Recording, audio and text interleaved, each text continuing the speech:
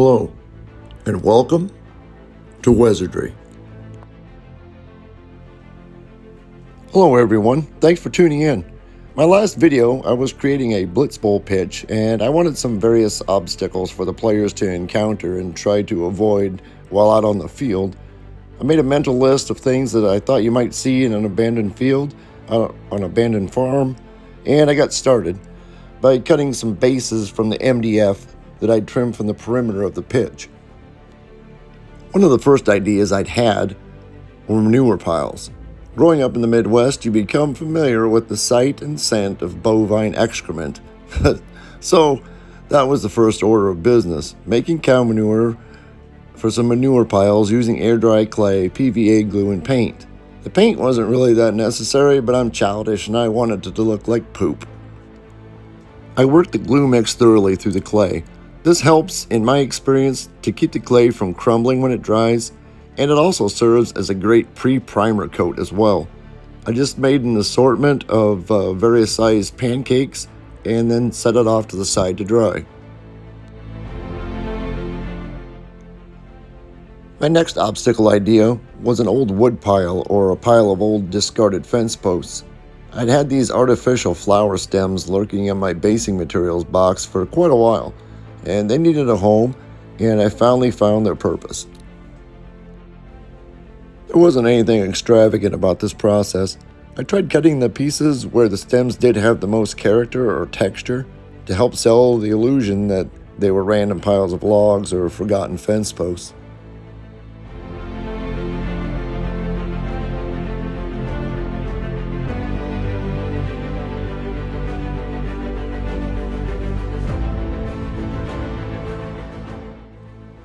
Next up, abandoned barrels. Joe at Nightmare Landscapes got these 3D prints from Thingiverse for me, and I felt this would be a great use for them, left abandoned in a field. I had a rough footprint and idea in mind, but otherwise I just glued them down randomly and haphazardly to the bases.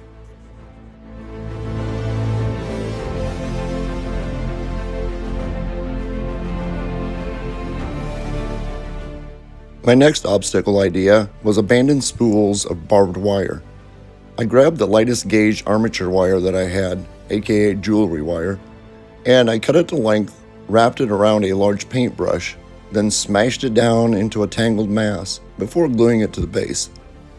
I made 2 of each obstacle, so if desired, there could be one on each end of the pitch, or they could be combined for a larger obstacle to avoid or become entangled in. And hey, if you like this video, or if you have other ideas for more obstacles, let me know in the comments. I'd really like that. Speaking of like, give me a like if you like the video. Share it with your hobby and gaming friends. And subscribe if you'd like to be alerted when I have a new video out. It's all very much appreciated. When making these, I figured the more haphazard and mangled the wire appeared, the more it would authentically portray the spool of abandoned wire that I was going for. Last up for my abandoned farm field obstacles was an abandoned well. Once again, it was air-dry clay and glue with minimal sculpting.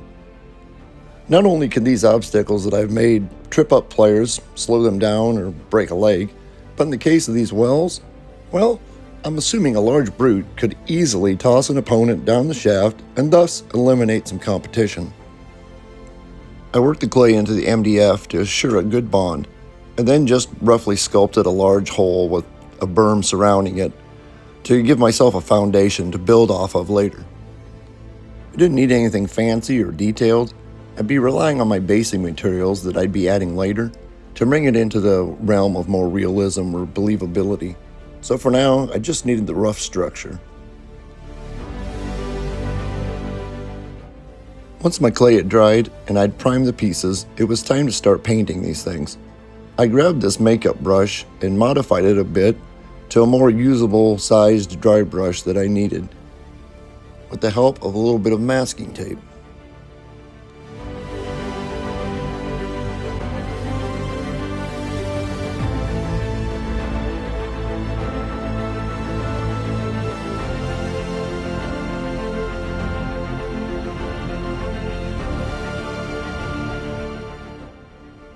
I began with a dry brush of a heavy-bodied acrylic. My paint desk is covered by a rubber mat material used to line the beds of pickup trucks. I use scraps of this leftover material when I dry brush in place of a texture palette, and it works really well. Whether I went with a light or heavy dry brush depended on the piece. Some of the pieces I wanted just to accentuate the details and went with a light dry brush, while others I went heavier to have a more zenithal type coverage.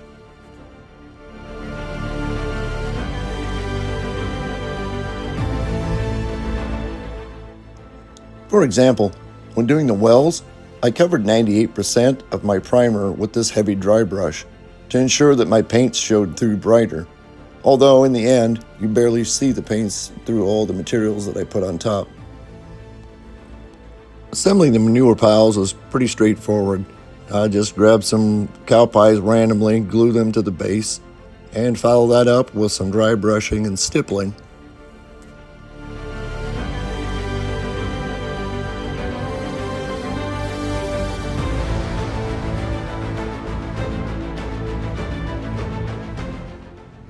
I guess when it comes to how I painted these pieces up, there isn't much to tell really.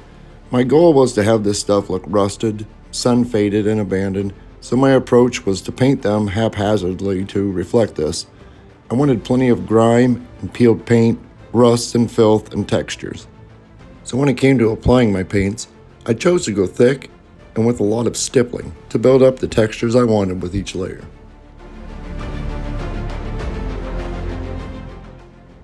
And when it came time to painting the barrels, I made sure to direct my brush strokes in the direction that moisture would travel and collect naturally. This is the perfect job for a stiff, tattered, worn-out old brush like the one you see me using here. It can hold a lot of thick paint. There's no worries about smashing and jabbing at the model and ruining your brush or getting paint up in the ferrule. And the stiff hairs automatically gouge and scratch at the surface to aid in building interesting textures.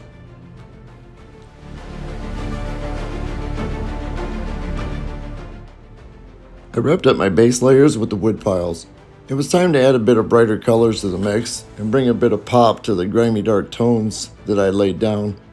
When it came time to apply the paints to these bases, I just wet blended to come up with a variety of tones that could peek through the basing materials that might happen to be a little thin in some areas, and basically just cover the primer coat with something with a little bit more visual interest. The barrels are definitely the most vibrant of the obstacles. I wanted a mixture of colors between the barrels and not necessarily at the same stage of neglect. I once again did a lot of stippling and heavy brush strokes using thick paint for this process to help with the patchy appearance as well as adding more texture.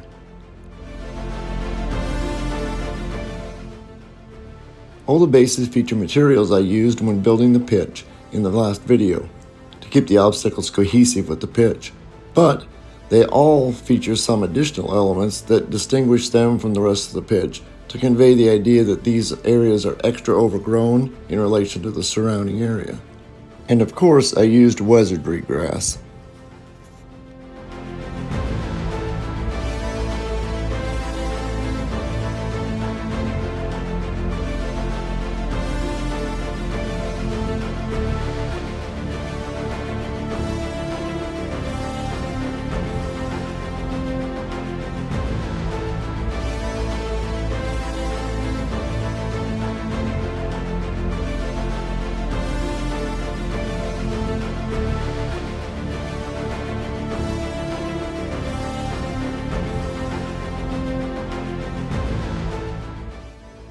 After applying the grasses to the other obstacles, I began the abandoned wells, using my basing materials to give them form and character, instead of looking like nondescript lumps.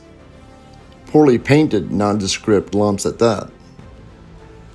I applied PVA glue and slowly built the masonry aspect of the wells by layering my larger pieces of basing materials to represent the stone construction and filled the gaps in with sand.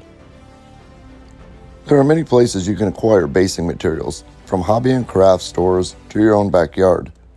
The pieces you see me using in this video as stones are actually chicken grit and crushed oyster shell that I stole from my wife's chicken.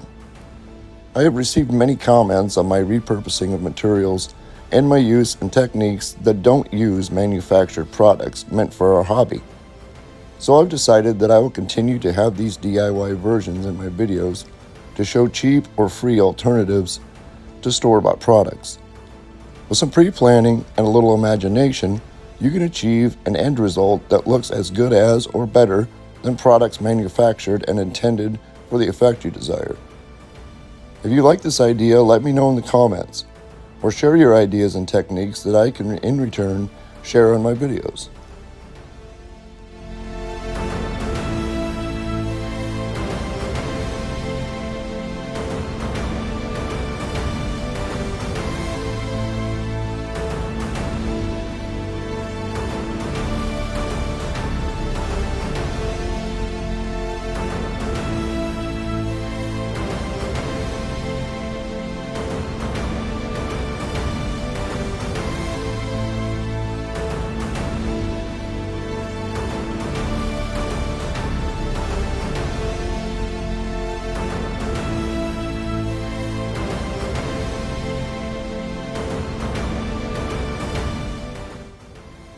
And with that, they're done.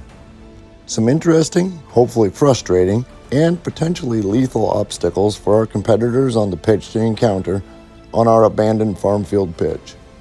All in all, I'm happy with the outcome. I feel they really fit the aesthetic of the field quite well. I hope you all enjoyed this video. Thank you for watching. Don't forget to like, share, subscribe. Keep your comments coming, they are appreciated. I'll be back as soon as I can with another video. Until then, make some magic happen. Happy hobbying. I'm Wes, and this is Wesardry.